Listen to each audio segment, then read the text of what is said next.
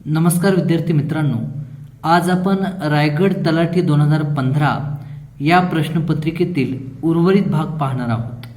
तर यामध्ये पुढील एक प्रश्न विचारला होता. तो प्रश्न हा असा, किती माझा कोंबडा मजेदार, अर्धपायी पांढरीशी विजार, गमे विहगातील बडा फौजदार या वाक्यातील अलंकार ओळखा, असा एक प्रश्न विचारलेला आहे. यामध्ये पहिला पर्याय अनुप्रास, दुसरा पर्याय श्लेष, तिसरा पर्याय यमक आणि चौथा पर्याय आहे उत्प्रेक्षा. तर या वाक्यामध्ये आपण वर्णन करीत आहोत, कोंबडा या नामाचं आपण वर्णन करीत आहोत. तर आपण कवितेमध्ये ज्याचं वर्णन करतो त्याला उपमेय असे म्हणतो. उपमेय म्हणजे कवितेमध्ये आपण ज्याचं वर्णन करतो त्याला उपमेय म्हणतो. आणि उपमेयाची तुलना आपण ज्याच्याशी करतो त्याला उपमान असे म्हणतात. तर मग कोंबड्याची तुलना ही आपण फौजदाराशी केली आहे, कोंबड्याची तुलना, त्यामुळे फौजदार हा झाला उपमान. आणि उपमेय हे जणू काही उपमान आहे. म्हणजे कोंबडा हा जणू काही, म्हणजे एक भास व्हायला आपल्याला की कोंबडा हा जणू काही कोण आहे, तर तो फौजदार आहे. मग कोंबडा हा फौजदारासारखा फक्त एक भास होतो आपल्याला. मग ज्या अलंकारामध्ये उपमेय हे जणू काही उपमानच आहे असे वर्णन केलेले असते, तेव्हा त्या अलंकारामध्ये तो अलंकार होतो उत्प्रेक्षा हा अलंकार होतो.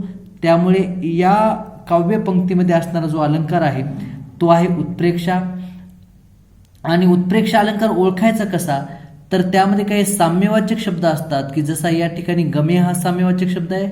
गमे वाटे भासे की असे साम्यवाचक शब्द किंवा जणू, जणू काय, जणू काही हे साम्यवाचक शब्द उत्प्रेक्षा अलंकारामध्ये येतात. तर मग उत्प्रेक्षा अलंकाराची व्याख्या परीक्षेला विचारलेली आहे. उत्प्रेक्षा अलंकारातले साम्यवाचक शब्द सुद्धा परीक्षेला विचारलेले आहेत. आणि या चारही पर्यायामध्ये असणाऱ्या अलंकाराबद्दल आपण थोडक्यात माहिती घेऊया. तर मग सर्वप्रथम पाहूया आपण उत्प्रेक्षा अलंकार. उत्प्रेक्षा अलंकाराबद्दल सर्वप्रथम परीक्षा प्रश्न विचारलेला आहे की उत्प्रेक्षा म्हणजे काय. तर उत्प्रेक्षा म्हणजे कल्पना, हे लक्षात असू द्या, कारण परीक्षेला विचारलेला प्रश्न आहे. त्यानंतर उत्प्रेक्षा अलंकाराची व्याख्या विचारलेली आहे. उपमेय हे जणू उपमानच आहे असे वर्णन जेथे केलेले असते त्या अलंकारास उत्प्रेक्षा अलंकार असे आपण म्हणतो. तर उपमेय हे जणू उपमान आहे, म्हणजे एक भास आहे की उपमेय हे जणू काही उपमानच आहे असा भास निर्माण झाला असेल तर होणाऱ्या अलंकाराला उत्प्रेक्षा अलंकार असे म्हणतो आपण. आणि सगळ्यात महत्त्वाचं म्हणजे उत्प्रेक्षा अलंकारातले साम्यवाचक शब्द परीक्षेला विचारलेले आहेत. तर परीक्षेला काय प्रश्न आला ते पाहूया आपण. परीक्षा प्रश्न असा आला, गमे वाटे भासे की जणू, जणू काय, जणू काही हे साम्यवाचक शब्द कोणत्या अलंकारातील आहेत. तर हे साम्यवाचक शब्द कोणते, तर पाठ असू द्या, गमे, वाटे, भासे, की आणि महत्वाचा शब्द जणू, जणू काय, जणू काही हे साम्यवाचक शब्द आहेत, उत्प्रेक्षा अलंकारातील आहेत. तर पर्यायामध्ये दुसरा पर्याय पाहिला आपण अनुप्रास अलंकार. अनुप्रास अलंकाराचा अर्थ असा की वाक्यामध्ये एखाद्या अक्षराची वारंवार पुनरावृत्ती होत असेल तर त्या अलंकाराला आपण अनुप्रास अलंकार असे म्हणतो. तर मग त्याची व्याख्या परीक्षेला विचारलेली आहे. ती व्याख्या अशी, एखाद्या वाक्यात किंवा कवितेच्या चरणात एकाच अक्षराची पुनरावृत्ती, हा शब्द महत्वाचा आहे. कशाची पुनरावृत्ती, तर एकाच अक्षराची पुनरावृत्ती होऊन त्यातील नादमयतेमुळे जेव्हा त्याला सौंदर्य प्राप्त होते तेव्हा होणाऱ्या अलंकारास अनुप्रास अलंकार असे म्हणतात. एकाच अक्षराची वाक्यामध्ये पुनरावृत्ती, की ज्याप्रमाणे एक वाक्य दिलेलं आहे आपल्याला इथं, पेटविले पाषाण पठारावरती शिवबांनी, गळ्यामध्ये गरिबाच्या गाजे संतांची वाणी. हे वाक्य आहे. या वाक्यामध्ये अनुप्रास अलंकार का आहे, तर या वाक्यामध्ये अक्षर पहा, प हे अक्षर, या ठिकाणी प हे अक्षर, पठारावरतीमध्ये असणार पहिलं अक्षर प अक्षर, शिवबाणी शब्दामध्ये नाही. तर गळ्यामध्ये या शब्दामध्ये असणार ग अक्षर, गरिबाच्या शब्दामध्ये असणार ग अक्षर, गाजे शब्दामध्ये असणार ग अक्षर. हे जे अक्षर आहेत, म्हणजे एखाद्या कवितेच्या ओळीमध्ये पहिलं अक्षर हे वारंवार त्या पहिल्या अक्षराची पुनरावृत्ती होत असेल तर होणाऱ्या अलंकाराला आपण अनुप्रास अलंकार असे म्हणतो. त्यानंतर पर्यायामध्ये असणारा एक अलंकार आहे श्लेष अलंकार. श्लेष अलंकार कशाला म्हणतात, तर एकाच शब्दाचे दोन अर्थ व्यक्त होत असतील तर त्या अलंकाराला श्लेष अलंकार असे म्हणतात. श्लेष अलंकाराची व्याख्या परीक्षेला विचारलेली आहे, त्यामुळे ही स्टार मानून ठेवा किंवा महत्वाचं आहे ते. काय व्याख्या परीक्षेला विचारलेली आहे, एकच शब्द वाक्यात दोन अर्थांनी वापरल्यामुळे, एकच शब्द आहे आणि वाक्यामध्ये दोन अर्थांनी वापरल्यामुळे जेव्हा शब्द चमत्कृती साधते तेव्हा होणाऱ्या अलंकारास श्लेष अलंकार असे आपण म्हणतो. तर श्लेष अलंकाराची व्याख्या काय, तर एकच शब्द वाक्यामध्ये दोन वेगवेगळ्या अर्थांनी वापरला असेल तर होणारा जो अलंकार असतो तर त्या अलंकाराला आपण श्लेष अलंकार असे म्हणतो. मग आता या श्लेष अलंकाराचं उदाहरण कोणतं आहे, तर ते उदाहरण आहे याप्रमाणे. श्रीकृष्ण नवरा मी नवरी, शिशुपाल नवरा मी नवरी. आता रुक्मिणी सांगते जर श्रीकृष्ण असेल तर मी त्याची नवरी व्हायला तयार आहे आणि तो माझा नवरा असायला हवा. कोण, श्रीकृष्ण.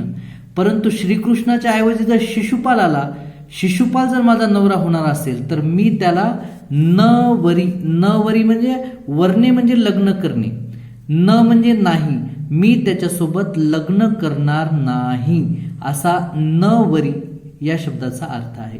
नवरी हा एक अर्थ आहे या शब्दाचा आणि या शब्दाची आपण फोड केली असेल तर न म्हणजे नाही, वरी म्हणजे त्याच्यासोबत त्याला मी वरणार नाही, त्याच्यासोबत मी लग्न करणार नाही हा त्याचा अर्थ आहे. आणि दुसरं विधान आहे, दुसरं वाक्य आहे कोणत्या अलंकाराचं, श्लेष अलंकाराचं. शंकरासी पूजिले सुमनाने. तर या ठिकाणी सुमनाने हा जो शब्द आहे या शब्दाचे दोन अर्थ आहेत. त्यामध्ये पहिला अर्थ असा आहे की सुमन या शब्दाचा अर्थ होतो फूल, फूल हा अर्थ सुमन या शब्दाचा आहे. आणि दुसरा अर्थ आहे सुमन या शब्दाचा सु म्हणजे चांगले आणि मन, चांगल्या मनाने, त्याला सुद्धा आपण सुमन असे म्हणतो. मग सुमन या शब्दाचे दोन अर्थ झाले, एक सुमन म्हणजे फूल आहे आणि दुसरा सुमन या शब्दाची फोड आपण केली, सु म्हणजे चांगल्या मनाने, हा सुद्धा त्याचा अर्थ आहे. मग दोन अर्थ झाले सुमन शब्दाचे. नवरी शब्दाचे दोन अर्थ, नवरी म्हणजे एक नवरी, नवऱ्याची नवरी एक, आणि दुसरी नवरी म्हणजे न म्हणजे नाही, वरी म्हणजे वरणार नाही, म्हणजे त्याच्यासोबत मी लग्न करणार नाही, हा एक याचा अर्थ आहे. सुमन म्हणजे फूल, फूल या शब्दाचे समानार्थी शब्द परीक्षेला विचारतात. पाठ असू द्या. पहिला शब्द आहे पुष्प, सुमन शब्द सुद्धा फुलाचा समान शब्द आहे. त्यानंतर पुष्प, सुम शब्द आहे, सुम शब्द सुद्धा फुलाचा आहे. सुमन, पुष्प, आरल हा शब्द सुद्धा फुलाचा समानार्थी शब्द आहे. त्यानंतर चौथ्या पर्यायामध्ये होतं यमक अलंकार. यमक अलंकार कशाला म्हणतात, तर यमक अलंकार म्हणजे वाक्यामध्ये सुरुवातीला असेल, मध्यभागी असेल किंवा शेवटी असेल, कोण्याही ठिकाणी वेगळ्या अर्थाचे परंतु समान उच्चारणाचे शब्द आले असतील तर होणाऱ्या अलंकाराला यमक अलंकार असे म्हणतात.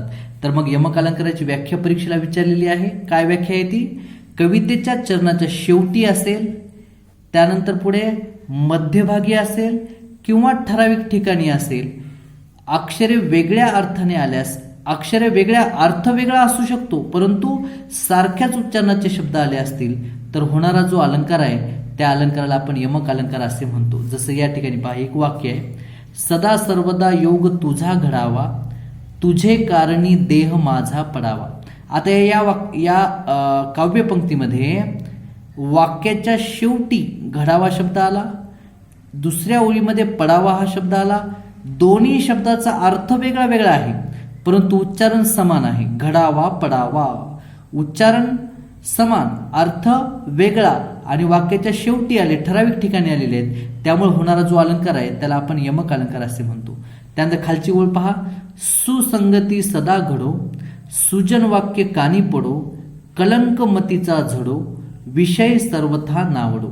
आता या काव्यपंक्तीमध्ये ठराविक ठिकाणी घडो, पडो, उच्चारण समान, अर्थ वेगळा, झडो, नावडो, उच्चारण सारखं आहे, शब्दांचं उच्चारण सारखं आहे परंतु अर्थ वेगळा असेल तर होणाऱ्या अलंकाराला यमक अलंकार असे आपण म्हणतो. तर मग या ठिकाणी आपण थांबूया. उर्वरित जो भाग आहे तो पुढील भागामध्ये आपल्याला पाहता येतील. व्हिडिओ जो आहे तो आवडला असेल तर लाईक करा आणि त्याला सबस्क्राईब करा.